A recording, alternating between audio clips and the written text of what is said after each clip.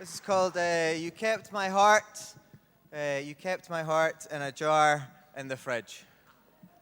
When I was a bit younger, I wouldn't have let you cheat on me. I would have broke it off double quick, yes, sir. But now I'm a bit older, I don't think I'd bother. It would depend on the situation. No point throwing a 4-year relationship in the toilet over a drunken winch or a naked finger in a sober handjob or a broken promise.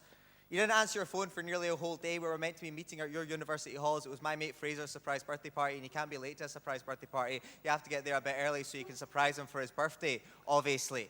I knocked on your door, you were hurriedly getting ready. You said you had no signal at your mum's in Mokai, but there was a packet of Millie's cookies on the bedside table, which means you didn't get the bus. You would have got them at Glasgow Central unless you walked 25 minutes out of your way to get some double chocolate chip, which I think is unlikely.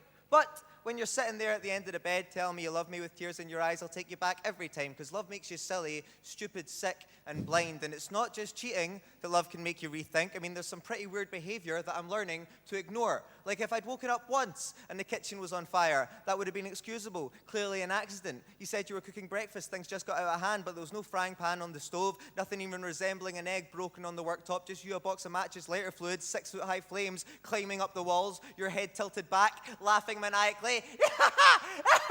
I grabbed the fire extinguisher and save our happy home. That's happened 4 times now.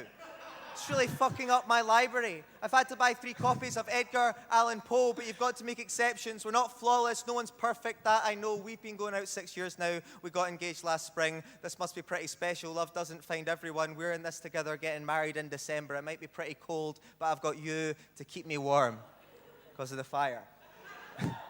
Moved into a new house, really getting serious. Mortgage, plants and pets. I got a cat called Techno and you got a fish called House. But one day when I came home from work, Techno and House were gone. A puddle made of broken glass strewn across the floor, red and wet and full of fur. The new pets were no more. You said it was an accident. The cat had jumped and fell, but I found his heart under the fridge and then I found his tail. That was harder to ignore, to just put out my mind, like the police who knock on the door when you're not around.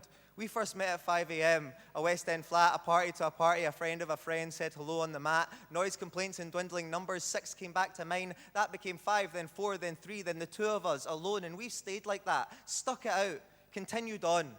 But now you fly right off the handle at the slightest little thing. There's bruises shaped like fingertips running down your arms. There's those bloody clothes in the washing basket that I do not recognize. There's that empty, dark, avoiding stare. Death behind your eyes. Like little Chris, who went missing in the summer. You were the last to see him alive at the police station. That's what they told us when they questioned you inside.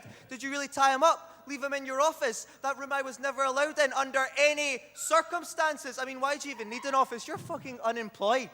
Did you really tie him up into little pieces, eat his vital organs before feeding him to me and all our friends? People think I knew. People think I'm guilty. How could I not notice? How could I not see the signs? I've been in love with a serial killer for a quarter of my life.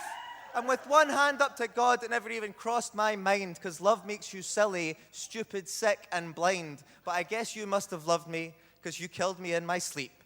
That night you cooked a homemade stew. I could not identify the meat. You drank gin and I drank rum. We made love at the table, smoked a J and went to bed with a great big smile. And I guess you really loved me in your own special way, because you cut out all my organs. Nothing went to waste. Hands full of flesh and blood and lungs, stomach contents, teeth and limbs. Ripped out my heart, kept in a jar and stored it in the fridge.